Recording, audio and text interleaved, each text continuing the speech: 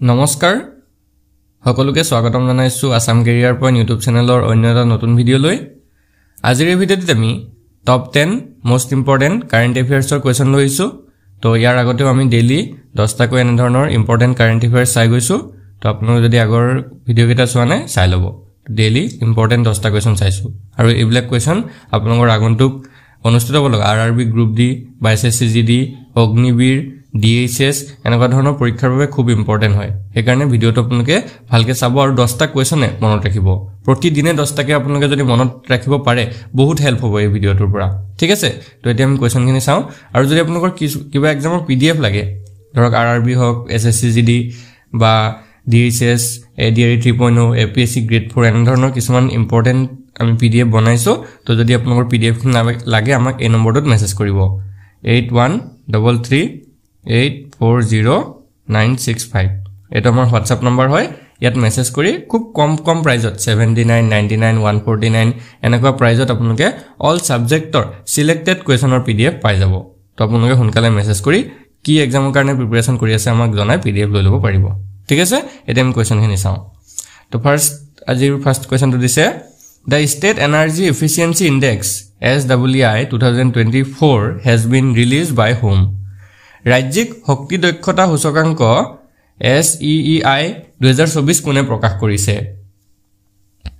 তো ইয়াৰে শুদ্ধটো হৈছে option B ministry of powers অৰ্থাৎ যেটো শক্তি মন্ত্ৰালয় আছে সেই শক্তি মন্ত্ৰালয়ে মুকলি কৰিছে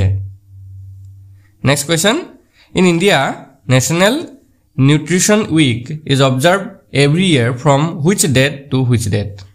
ভাৰতত প্ৰতি বছৰে কোন তাৰিখৰ পৰা কোন তাৰিখলৈ ৰাষ্ট্ৰীয় পুষ্টি সপ্তাহ পালন কৰা হয় খুবেই ইম্পৰ্টেন্ট কোৱেশ্চন হয় ইয়াৰ শুদ্ধটো হৈছে option B 1 September to 7 September মন ৰাখিব 1 সেপ্টেম্বৰ বা 7 সেপ্টেম্বৰৰ ভিতৰত ৰাষ্ট্ৰীয় পুষ্টি সপ্তাহ পালন কৰা হয় next question for the first time in India has been issued a purple notice by Interpol Where is the headquarter of Interpol located? প্ৰথমবাৰৰ বাবে ভাৰতত ইন্টাৰপলে বেঙুনীয়া জাননী জাৰি কৰিছে এতিয়া কোৱেশ্চনটো সুধিছে যে ইয়াত ইন্টাৰপলৰ মুখ্য কাৰ্যালয় ক'ত অৱস্থিত তো ডাইৰেক্ট সিম্পলি ইন্টাৰপলৰ মুখ্য কাৰ্যালয় ক'ত অৱস্থিত এটো বুলি আহিব পাৰে তো ইয়াত যেটো আমাৰ কাৰেন্ট এফেয়াৰ্ছৰ লগত জড়িত হয় সেই কাৰণে কোৱেশ্চনটো দিছে তো ইয়াৰে যেটো ৰাইট আনসাৰ হেটো হ'ব অপচন বি লিয়ন ফ্ৰান্স তো মন ৰাখিব ফ্ৰান্সৰ লিয়নত ইন্টাৰপলৰ মুখ্য কাৰ্যালয় অৱস্থিত next question Recently, which became the fourth Indian airline to join IATA? হেহতেকৈ কোনখন ভাৰতীয় বিমান সংস্থাই IATA যোগদান কৰা হৈছে মানে যোগদান কৰিছে তো সেই বিমান সংস্থাটো কোনটো হয় সুধিছে তো এটো হৈছে option C Air India Express next কোৱেশ্চনটো হৈছে in which country has the UN Security Council decided to end peacekeeping operations? কোনখন দেশত ৰাষ্ট্ৰসংঘৰ নিৰাপত্তা পৰিষদে শান্তি ৰক্ষা অভিযান শেষ কৰাৰ সিদ্ধান্ত লৈছে তো এই দেশখন কোনখন হয় সুধিছে তো ইয়াৰ কাৰেক্ট আনসাৰটো হৈছে অপচন সি লেবানন ঠিক আছে লেবাননত ৰাষ্ট্ৰসংঘৰ যিটো নিৰাপত্তা পৰিষদ আছে সেই পৰিষদটোৱে শান্তি ৰক্ষাৰ অভিযান শেষ কৰাৰ সিদ্ধান্ত লৈছে next question who organized the global medtech summit global medtech summit কোনে আয়োজন কৰিছিল তো ইয়াৰ কাৰেক্ট আনসাৰটো হৈছে option B Confederation of Indian Industry যেটো CII বুলি কোৱা হয় ঠিক আছে এই সংস্থাটোৱে গ্লোবেল মেডটেক সামিটটো আয়োজন কৰিছিল next question Recently Minerva Academy Club which came into news is associated with which sport হেহতেকৈ বাতৰিৰ শিৰোনাম দখল কৰা মিনাৰ্ভা একাডেমি ক্লাব কোনটো খেলৰ সৈতে জড়িত তো ইয়াৰ কাৰেক্ট আনসাৰটো হৈছে অপচন বি ফুটবল খেলৰ সৈতে জড়িত Next question Where will the 2025 World Archery Championship be held? 2025 চনৰ বিশ্ব ধনুৰ্বিদ চেম্পিয়নশ্বিপ ক'ত অনুষ্ঠিত হ'ব তো ইয়াৰে শুদ্ধটো হৈছে অপচন সি গুৱানজু সাউথ কোৰিয়াত ঠিক আছে সাউথ কোৰিয়াৰ গুৱানজুত অনুষ্ঠিত হ'ব Next question In which country does the famous Titus River originate? বিখ্যাত টাইটাস নদী বা তিতাস নদীৰ উৎপত্তি কোনখন দেশত হৈছে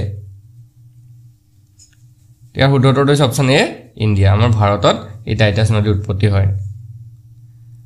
Next, our last question is the Supreme Court appointed expert panel has recommended ban of which tree species? উচ্চতম ন্যায়ালয়ে নিযুক্তি দিয়া বিশেষজ্ঞ প্যানেলে কোনটো গছৰ প্ৰজাতি নিষিদ্ধ কৰাৰ পৰামৰ্শ দিছে তো ইয়াৰ শুদ্ধটো হৈছে অপচন সি কোনৰ কেৰপাছ ঠিক আছে কোনৰ কেৰপাছ নামৰ এবিধ উদ্ভিদ নিষিদ্ধ কৰা উদ্ভিদৰ প্ৰজাতি নিষিদ্ধ কৰাৰ পৰামৰ্শ দিছে তো আজি আমি 10টা কোৱেশ্চন চালো 10টা কোৱেশ্চন খুব ইম্পৰ্টেন্ট হয় আপোনালোকে মনত ৰাখিব আগন্তুক এক্সামৰ কাৰণে এইবিলাক খুব ইম্পৰ্টেন্ট হয় ডেইলি আপোনালোকক 10টা কোৱেশ্চন আমি এনেকৈ দি আছো তো ডেইলি আপোনালোকে 10টা মনত ৰাখিব আৰু যদি আপোনালোকে কিবা এক্সামৰ কাৰণে প্ৰিপাৰেচন কৰি আছে এসএসসি জিডি বা আৰআৰবি গ্ৰুপ ডি বা আসাম পুলিচ বা এডিআৰই 3.0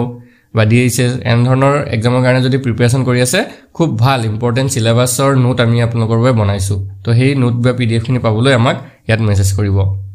8133840965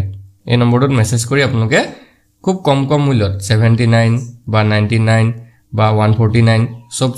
এক্সামৰ কাৰণে বেলেগ হয় তো আপোনালোকে লৈ ল'ব পাৰিব পিডিএফ ঠিক আছে ধন্যবাদ